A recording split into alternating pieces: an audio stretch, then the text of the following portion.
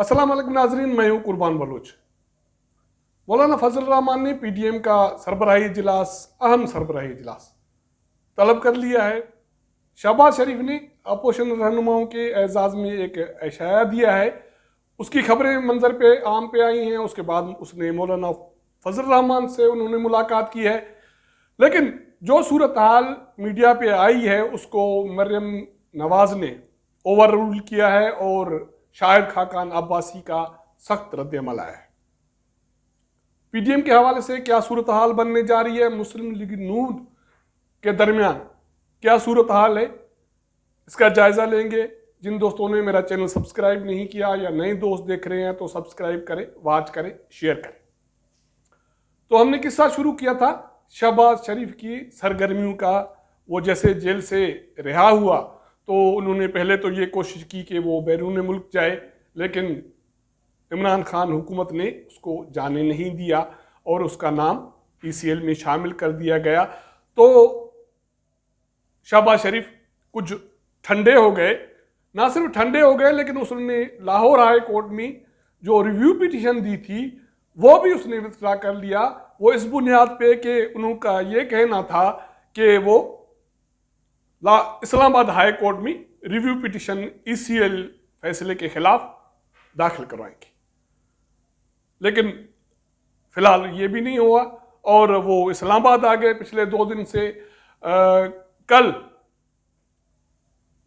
पीर के रोज उन्होंने अपोजिशन रहनुमाओं के एजाज में अशाया दिया जिसमें पाकिस्तान पीपुल्स पार्टी और एएनपी के रहनुमाओं ने शिरकत की।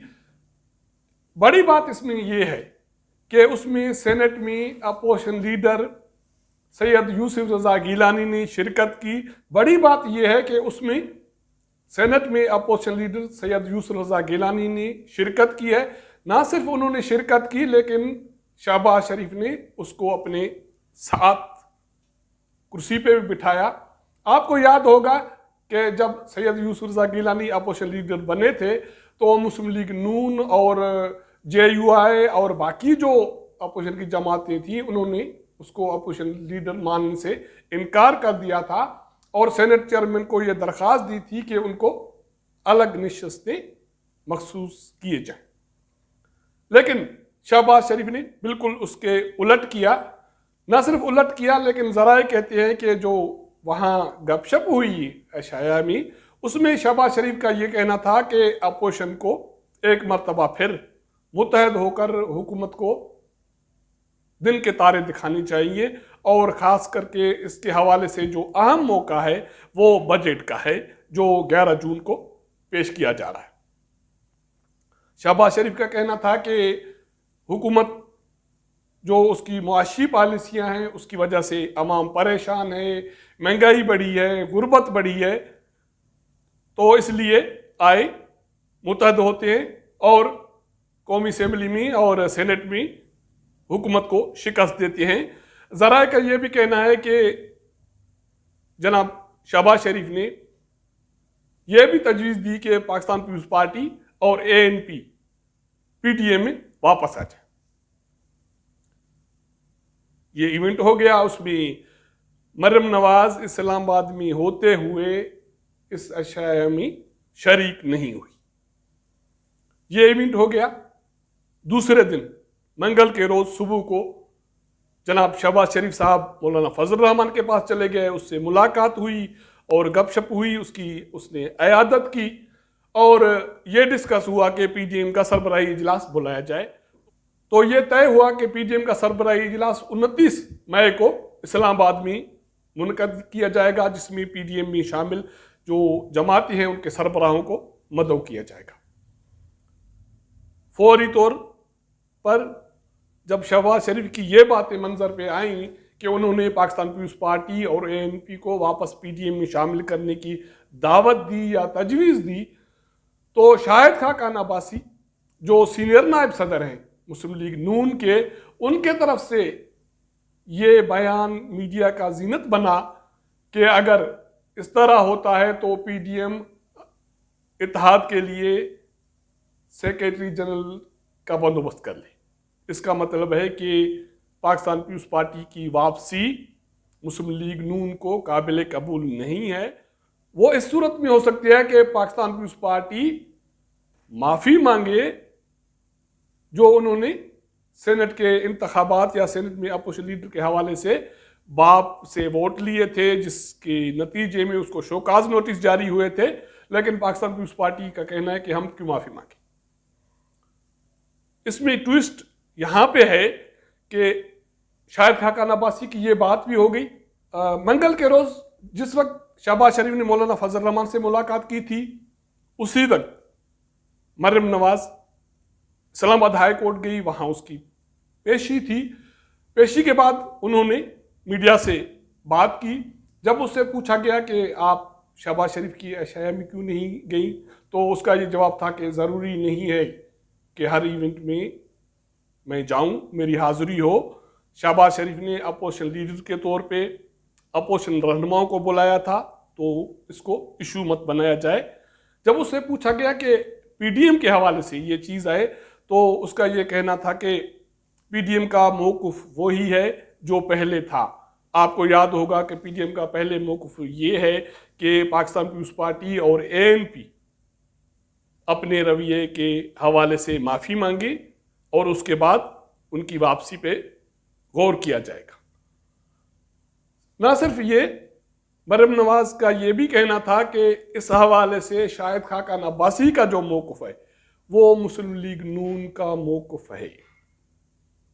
आप अंदाज़ा कर सकते हैं कि मौजूदा सियासी हालात में, हालांकि ये ख़ानदान अभी भी ये कहा जा रहा है कि इसमें दरारें डालना मुश्किल अमल है, और क्योंकि अपोजिशन में होने के बावजूद इमरान खान और इस्टेब्लिशमेंट की कोशिश करने के बावजूद इसमें कोई तोड़ फोड़ नहीं हुई, लेकिन शहबाज शरीफ के आज़ाद होने के बाद और उसकी बैरून मुल्क जाने की कोशिशों के हवाले से जो सूरत हाल बनी है, उससे ये लग रहा है कि शहबाज शरीफ ये चाहते हैं कि पार्टी एक मर्तबा फिर इक़्तिदार में जाए, क्योंकि बाहर रहना और उसके रहकर सरवाइव करना एक मुश्किल अमल है।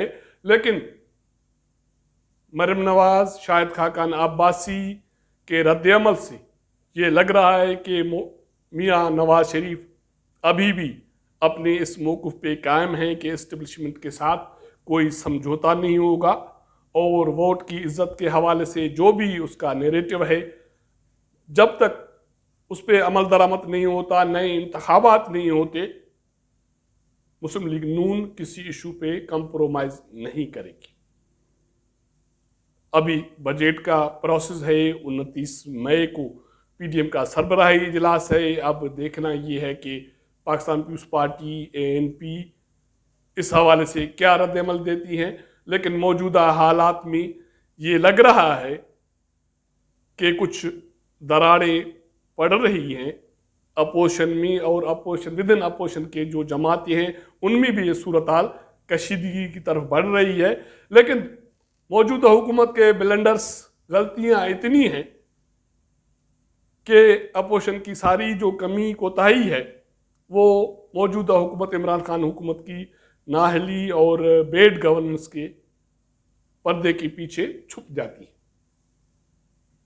ये नई एक अपडेट थी पीडीएम के हवाले से। मुस्लिम लीग नून और मुस्लिम लीग नून में दो जो नैरेटिव अब सामने आ गए हैं, एक शहबाज शरीफ का और दूसरा मियाँ नवाज शरीफ का। मुस्लिम लीग माने या ना माने, लेकिन लग ये रहा है कि मुस्लिम लीग नून में अब दो राय बन गए हैं कि पार्टी को झगड़ा ख़त्म करके इक़्तिदार में आना चाहिए, या पार्टी को नए इंतखाबात तक झगड़ा करना चाहिए, मज़ाहमत करनी चाहिए, और जो उसका नैरेटिव है कि इस्टेब्लिशमेंट सियासत से अलग हो जाए और जो भी अवामी मैंडेट लेने वाली जमातें हैं उनको हुक्मरानी का हक दिया जाए।